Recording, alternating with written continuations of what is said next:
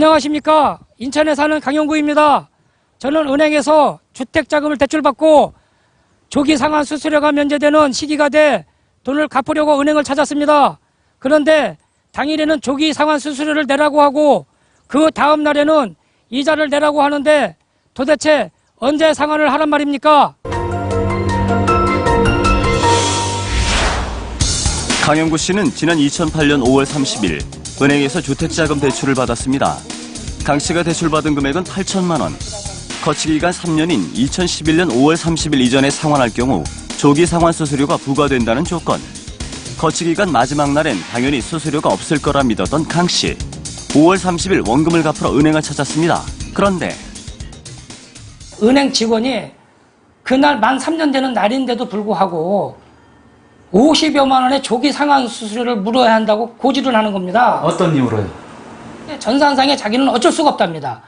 그러니 조기 상환 수수료를 물지 않으려면은 5월 31일 날 다음 날 찾아오면은 조기 상환 수수료가 없습니다. 그래서 직원의 안내대로 50여만 원의 조기 상환 수수료를 내지 않기 위해 강 씨는 다음 날인 5월 31일 은행을 찾았습니다. 그런데 이번에는 하루치 대출이자가 부과됐습니다. 만기 30일에서 오늘 31일 날 왔기 때문에 하루 지난 그게 8천만 원에 대한 이자입니다. 제가 항의를 했습니다. 어제 만기인데 어제 제가 원금과 이자까지 다 지불하고 납부하러 왔는데 왜 어제 같은 경우는 조기 상환 수수료가 있어야 되고 그러면 조기 상환 수수료를 안 물으려면 오늘 오라고 그래놓고 오늘 하루 이자 받는 것은 이 제도가 잘못됐다. 강력히 항의했는데도 5월 30일 이전까지 조기 상환 수수료가 부과된다는 약관.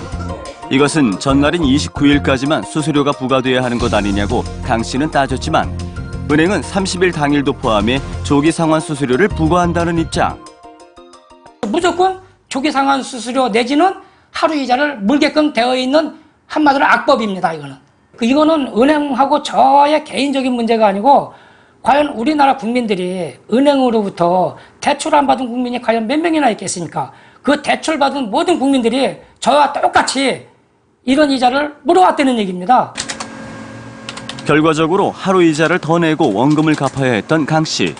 금융감독원에 민원을 제기했지만 은행의 업무 처리는 부당하다고 볼 수 없고 이의가 있다면 소송을 제기하라는 황당한 답변입니다.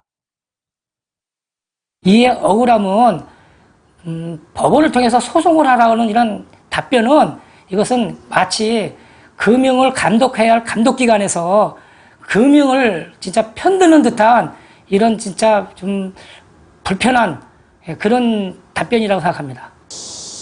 해당 은행은 문제를 인식하고 2008년 6월 거치기간 종료 당일에는 조기 상환 수수료를 물지 않도록 약정을 고쳤다고 밝혔습니다. 그 금융 소비자의 그 원금 상환이나 상환에 따른 불편함을 줄이기 위해서 예를 들어드리면 고객님이 2010년도 5월 30날 대출을 받았으면 그 조기 상환 수수료 부과일은 2013년도 5월 29일까지 부과되도록 되어 있습니다. 즉 상환하는 날인 2013년도 5월 30날은 조기 상환 수수료가 부과되지 않습니다. 늦게나마 약정은 고쳐졌지만 그동안 강 씨처럼 많은 고객들이 피해를 입었습니다. 게다가 현행법상 이자나 수수료 계산 방법은 은행 자율에 맡겨져 여전히 시중은행에선 거치기간 종료일에도 관행적으로 조기 상환 수수료를 걷고 있습니다. 개선이 필요하지 않을까? 조기 상환 수수료 제도도 고객의 입장에서 만일 불합리한 관행이나 약관이 있다면 적극 개선할 예정입니다. 거치기간 종료일까지 조기 상환 수수료를 부과하는 것은 은행권의 노예대출 관행이나 다름없다는 강 씨. 다시는 자신과 같은 피해가 없도록 금융당국의 적극적인 제도 개선이 필요하다고 주장합니다.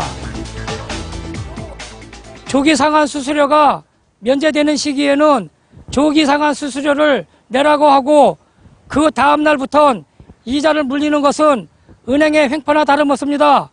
금융감독당국에서는 은행의 불합리한 관행을 반드시 바로잡아 주십시오.